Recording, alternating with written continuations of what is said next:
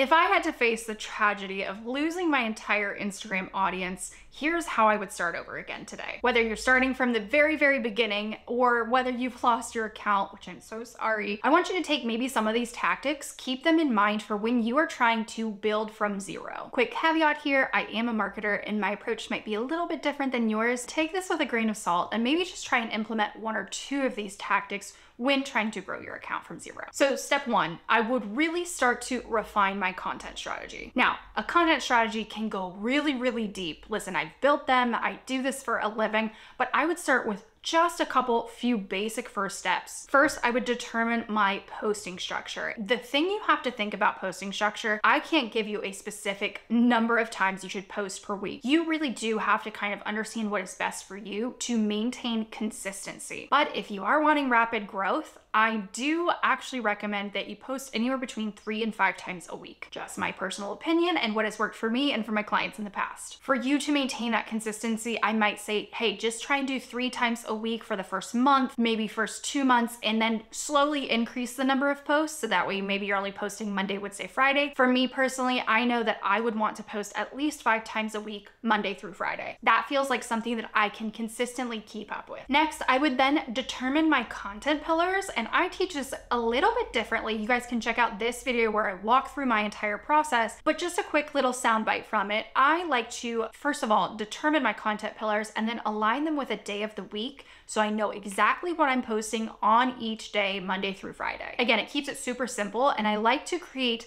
formulas for you to go and create content that often feels so overwhelming or it feels like you have to be super creative. I want to give you some kind of structure in that process. So again, I would line my content pillars to the day of the week to make sure that I'm posting consistently and I know what I'm posting. Then I would want to determine what type of post I wanted to create. There are so many different ways that you can post on Instagram just beyond feed posts. There's reels and Instagram stories and lives, and you can create guides and there's all kinds of different surfaces that you can post on Instagram. Again, this is getting to know yourself and making sure that you can maintain consistency. So for me, I know I love showing up on video, so I'm gonna lean a little bit heavier into reels and feed posts, knowing that I can also go and pre-schedule those in my favorite social media scheduling tool versus like creating stories and highlights and things like that. That doesn't lean into who I am as a person. I know I cannot jump on stories every single day. It's just not who I am.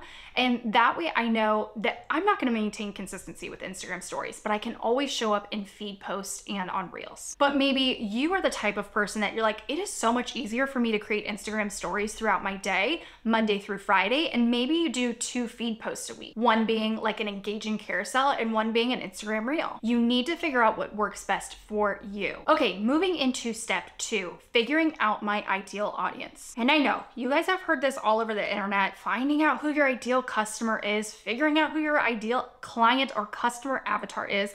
And it often can feel very overwhelming and overbearing, but let's break it down to something even simpler, and I want to give you a couple examples. Basically, it boils down to who do you want to attract into your audience, because depending upon the content that you're putting out there, you might attract the wrong one. So for me, I know that my offers and what I talk about and what I sell aligns with a small women-owned business who've been in business for 2 to 5 years. Oftentimes they are solo entrepreneurs or have a very small team. And I also know that they are in the age ranges of 25 to 45. An ideal customer avatar can go further in depth than that, but just start to determine like those small little specific things like age range, who they are, what they do. If you're selling to a business owner, how long they've been in business. If you're selling to a customer, maybe acknowledging, are they a mom? Are they a wife? Kind of determining those features about them, because you're gonna talk to those people quite differently. And to give you a prime example, a lot of people in my space, in the content creation, content strategy, social media education space, oftentimes I will see them post a reel about a trending reel audio. They'll be like, hey you guys, jump on this trending audio. It's at only 100 posts, only 100 views. Here's how you would use this audio. And while that is great and attracts in their ideal audience, I don't do that kind of content, because typically what happens is that draws in a less experienced business owner, maybe a content creator that's just starting her journey, or somebody that might be a little bit younger, people that don't align with my ideal audience. And instead, I'm gonna lean heavier into like these talking head videos, giving high level strategy, giving content tips that make sense for a more experienced business owner. Because listen, I know how to go viral. I could totally, jump on those trending reel audios and give people advice in that way.